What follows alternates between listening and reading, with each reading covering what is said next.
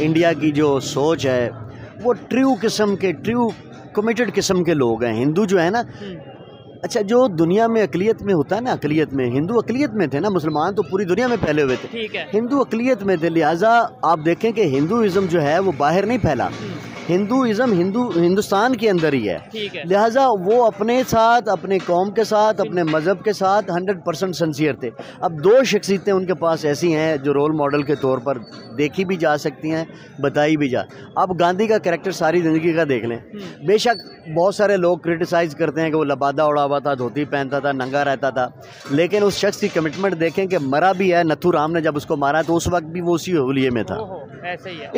इससे बढ़कर उसकी कमिटमेंट क्या हो, ठीक है, देखो ना। और दूसरी पर्सनैलिटी क्रिकेट में जो उनसा बहुत ज़्यादा वो जो मोहम्मद शामी है, मुस्लिम प्लेयर हैं, उन्हें इंडिया के प्राइम मिनिस्टर ने जिस तरीके से अप्रिशिएट किया, बाकायदा ट्वीट किया। हमारे यहाँ पे हर चीज़ मतलब पूरा समझ ले एक लड़ी। मैं बताता हूँ, बुनियाद उनकी ठीक है और बुनियाद को संभालने वाले ठीक थे, इल्म और अमल के मुताबिक चलते थे। हेलो गाइस, मेरा नाम अनुधीमान और आप देख रहे हैं नेशन ब्यूरो। आज हम आपको एक ऐसे पाकिस्तानी से मिलाते हैं जो भारत और पाकिस्तान की एक्चुअल हिस्ट्री के ऊपर बात कर रहा है। वो बता रहा है कि कौन सी लड़ाई हम जीते हैं, पाकिस्तान जीता है, और कौन सी लड़ाई भारत जीता है। इसके अलावा क्या क्या गलतियां पाकिस्तान की तरफ से की गई थी जिसकी वजह से भारत और पाकिस्तान के रिलेशन इतने खराब हुए। वीडियो है रियल एंटरटेनमेंट का। पहले हम लोग वीडियो देखते हैं, फिर हम बात करते हैं इस टॉपिक को लेकर। मुगलों की हुकूमत के ख़त्म होने के बाद 1857 वो आखिरी मार्का था जिसमें जंग हुई, और ये पूरे का पूरा हिस्सा जो है अंग्रेज़ों ने इस पर काबू कर लिया, कंट्रोल कर लिया। ठीक है। 1857 के बाद जो जंग आज़ादी के नाम से याद की जाती है, उसमें शिकस्त तो हो गई, लेकिन वो जो अंदर एक खलिश थी, एक शिकवा था या एक आरजू थी आज़ादी की, वो उस वक्त के मुसलमानों को और हिंदुस्तान के लोगों को ना मिल सकी। ठीक है। वो लावा, वो शमा अंदर भड़कती रही, शोला भड़कता रहा, लेकिन आहिस्ता आहिस्ता फिर ये मूवमेंट शुरू होती गई, जिसमें बहुत सारे, यानी अगर हिंदुस्तान में आप, उस वक्त तो हिंदुस्तान ही था, तो उस वक्त सबका मोटिव एक ही था कि किसी तरीके से अंग्रेज़ों से निजात हासिल। ऐसा ही है। और फ्रीडम जो है, फ्रीडम ऑफ इंडिया का जो नारा लगा, उसमें सारे ही शामिल थे, हिंदू भी शामिल, मुसलमान भी शामिल, दीगर बड़े बड़े नाम हैं जो हमें बताए नहीं जाते। नेताजी बोस की अगर बात करें, बहुत बड़े बड़े लोग शामिल थे उसके अंदर, जिसमें मुसलमानों के हवाले से जौहर बरादरान भी थे और बहुत सारे लोग थे, सर सैयद साहब थे, बहुत सारे लोग थे।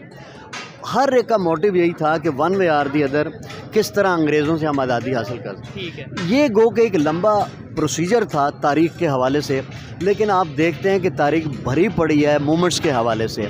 कोई ना कोई मूवमेंट्स चलती रहती थी, मूवमेंट्स चलती रहीं, और उस वक्त मज़हब का कोई नारा नहीं था। अच्छा। ये हिस्ट्री बताती है कि कोई मज़हब का नारा ही नहीं था इससे, तो सिर्फ एक मोटिव था ना, कि किसी तरीके से अंग्रेज़ों से निजात हासिल। और ये एक ऐसा प्लेटफॉर्म था कि जिसमें एक वायसराय था, A.O. ह्यूम नाम था उसका, उसने 1896 समथिंग में इंडियन नेशनल कांग्रेस जो है उसकी बुनियाद रखी। उसके बाद उसमें मुसलमान भी शामिल थे, हर मकतबा फ़िक्र का लोग बंदे शामिल थे। ये चीज़ की ज़ात पात की तकसीम नहीं थी कि ये हिंदू होगा या मुसलमान होगा, सबका मोटिव एक था। वो सारे के सारे एक प्लेटफॉर्म के अंदर आ गए। मकसद ये था आज़ादी। अच्छा, इस आज़ादी के प्लेटफॉर्म से बहुत स्ट्रगल है, सबकी बहुत स्ट्रगल है, मुसलमानों की भी, हिंदुओं की भी, और ज़ात के लोगों की भी बेपनाह स्ट्रगल है। और इस स्ट्रगल में चलते जब सेकेंड वर्ल्ड वार का वक्त आया, तो सेकेंड वर्ल्ड वार में कायदे आज़म साहब ख़ुद लिखते हैं, मोहम्मद अली जिन्नाह, कि मैं इस बात पे बड़ा हैरान हुआ कि इससे पहले ये मुझे कोई लिफ्ट नहीं करवाते थे, ना गोरे कोई लिफ्ट नहीं करवाते थे, ख़ासकर बरतानिया की जिनकी हुकूमत थी, वासराय वगैरह।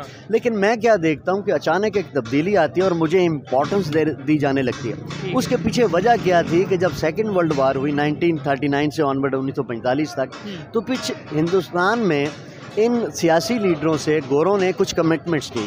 कमिटमेंट्स में सबसे पहली जो इम्पोर्टेंट बात ये थी, और इन्होंने यही मुतालबा रखा कि हम आपकी मदद करने के लिए तैयार हैं, क्योंकि उनको फ़ौज चाहिए थी। और फ़ौज किन के ज़ेर असर थी, ज़ाहिर है इधर मुसलमानों के लीडर कायदे आज़म थे, उधर उनके लीडर जो थे वो हिंदू वगैरह थे जो उनके लीडर थे, जिसमें आप नेहरू कह लें, महात्मा गांधी कह लें, और बड़े बड़े नाम हैं जिन। तो फिर उन्होंने अपनी रिक्वायरमेंट रखी कि हम आपकी मदद करेंगे। और सबसे ज़्यादा फ़ौज जो उस वक्त दरकार थी, या जिसने सबसे ज़्यादा इम्पोर्टेंट रोल किया, ये पाकिस्तान के खिते से फ़ौज ज़्यादा थी, यानी उस वक्त 15-20 लाख की फ़ौज थी, तो उसमें 15 लाख 10 लाख जो थी वो ये इस खित्ते से ली गई।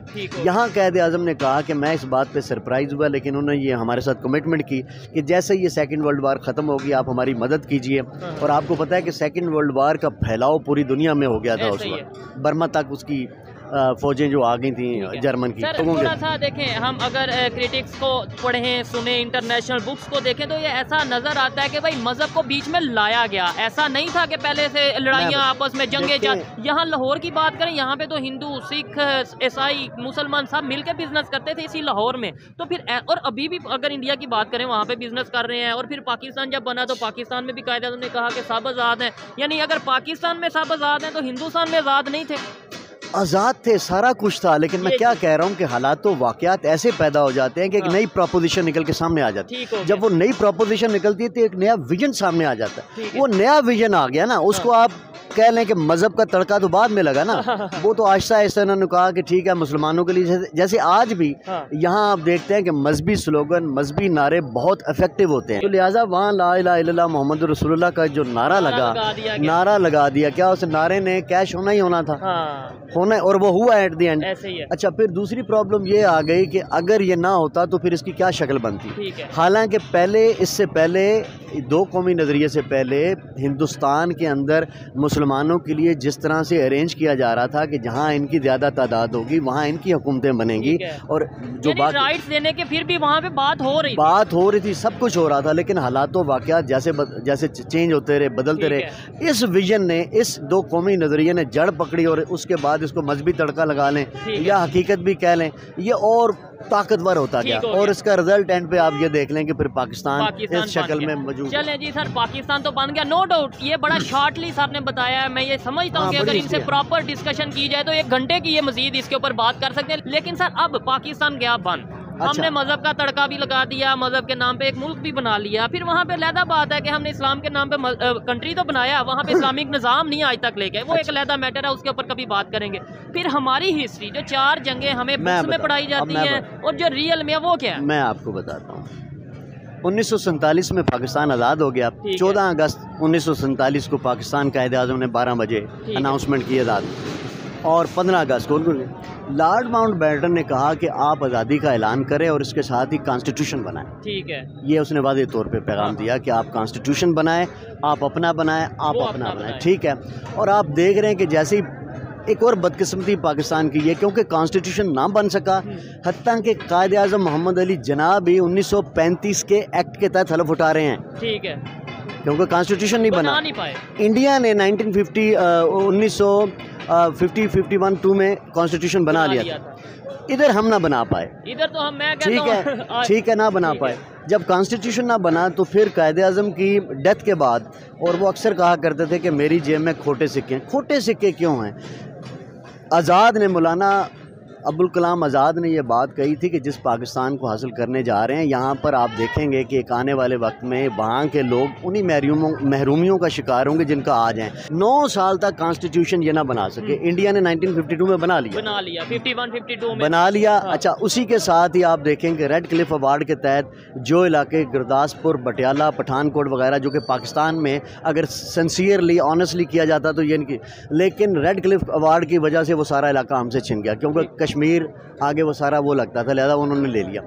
पहली जंग 1948 को हुई, जिसमें उन्होंने जाके, जैसे ये जंग हुई तो श्रीनगर में इंडिया ने अपनी फ़ौजें उतारी, और वहाँ का जो महाराजा हरी सिंह था, हाँ, उसने इंडिया के साथ इलाहा कर दिया। लिहाजा ये इशू तो वहीं क्लियर हो गया, और बाकी रह गया आज़ाद कश्मीर। ये हमने पठानों की मदद से ऑक्युपाइड जितना कर सकते, ये तब भी आज़ाद रहा, आज भी। सुन लो, जो पश्तून थे हमारे भाई, उनकी मदद से वहाँ पे जाके कब्जा किया। उन्होंने क्या किया, उन्होंने उसको मला लिया, कॉन्स्टिट्यूशन का हिस्सा बना लिया। किसको? आज़ाद कश्मीर को। हाँ। वो जो उन्होंने कश्मीर था, जम्मू, और इधर आज भी देखें रेजोल्यूशन यूएनओ में गई, वो टिल टुडे रेजोल्यूशन ही है, करारदाद ही, उसके ऊपर प्रैक्टिकल असर नहीं है। अयूब 1969 में यया साहब गए कमरे में, उन्होंने कहा कि अयूब साहब टाइम इज़ ओवर। हाँ। उसने कहा क्या चाहते हो? उसने कहा क्या चाहते हो, जाएं आप। उसने कहा ठीक है, ये आप इक़्तिदार लें और मैं वो चलता बना। उसके बाद कौन आ गया? यया आ गया। यया जैसे ही आया तो यया ने क्या किया, इलेक्शन करवाए, कौन से? 70 के इलेक्शन में अपना शामी साहब, शेख क्या नाम था उनका, शेख मुजीबुर रहमान शामी, मुजीबुर रहमान नहीं, शेख साहब जो भी थे, ठीक है, उनकी 162 सीटें थी, 160 उन्होंने जीती। इधर से भुट्टो ने टोटल 81, पंजाब में 62 और मिला के 81 जीत ली। ठीक है। उसके बाद वो आज़ाद मजीब ने बड़ा जोर लगाया कि किसी तरीके से याया साहब इक़्तिदार मेरे हवाले कर दो, क्योंकि अक्सरियत मेरी है। इन्होंने ढाका जाना था असेंबली में, इधर भुट्टो ने तड़ी लगा दी कि जो जाएगा उसकी टांगें तोड़ दूंगा। देखिए, किसी भी पाकिस्तानी से अगर आप बात करते और आप कहते कि भारत और पाकिस्तान क्यों बना, तो साफ साफ कह देता कि भैया 2 कौमी नज़रिया था। मतलब हिंदू जो थे वो भारत के अंदर मुसलमानों के ऊपर बहुत ज़्यादा जुल्म करते थे, सही से रह नहीं पाते थे। इसके अलावा जो धार्मिक चीज़ें हैं वो सही से नहीं हो पाती थी। इसी वजह से पाकिस्तान अलग बना और इसी वजह से मुस्लिम यहाँ पर आए। लेकिन सोचने वाली बात यहाँ पर यह है, ये हिस्ट्री पाकिस्तान के अंदर पढ़ाई जाती है, लेकिन यही हिस्ट्री अब गले की फांस बन चुकी है। क्योंकि मैक्सिमम लोगों का ये मानना है कि अगर 2 कौमी नज़रिए के ऊपर पाकिस्तान बना था तो भारत के अंदर मुसलमान कैसे रह गए और हमसे ज़्यादा कैसे रह गए, और आज वो सक्सेसफुल क्यों है और हम सक्सेसफुल क्यों नहीं है।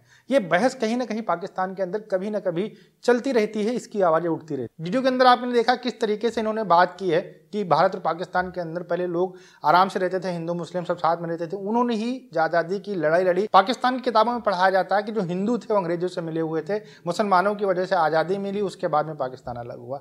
तो कहीं ना कहीं बहुत ज़्यादा मैनिपुलेट करने की कोशिश करते, लेकिन पूरी जो हिस्ट्री इन्होंने बताई कहीं ना कहीं हद तक 90% तक इसको हम मान सकते हैं कि इन्होंने अपने हिसाब से अच्छी रिसर्च की। और रही बात भारत और पाकिस्तान की लड़ाई की, तो 100% हमेशा पाकिस्तान की गलती रही है। आतंकवाद को जन्म देना, भारत से कश्मीर किस तरीके से लेना है उसको लेकर लड़ाई करना, इसके अलावा कश्मीर के ऊपर अटैक करना, ये बहुत सारी गलतियां रही हैं। पाकिस्तान की गवर्नमेंट और पाकिस्तान के जो वहाँ के जनरल हैं ये खुद ही इस बात को मान रहे हैं। ओवरऑल बांग्लादेश जब अलग हुआ उसके बाद में भी पाकिस्तानियों को सीख नहीं आई और 1999 पर भारत पे फिर से अटैक कर दिया, फिर से मुंह की खानी पड़ी। लेकिन इनकी जो आदतें हैं आज भी आप देख पा रहे होंगे, कश्मीर के अंदर आतंकवादी घटनाएं होती रहती हैं, आज भी पाकिस्तान आतंकवाद को पालता पोसता है। आपका क्या कहना है इनके बारे में हमें कमेंट सेक्शन में जरूर बताइएगा। मिलते हैं नए वीडियो के साथ। नमस्कार, धन्यवाद, जय हिंद, जय भारत।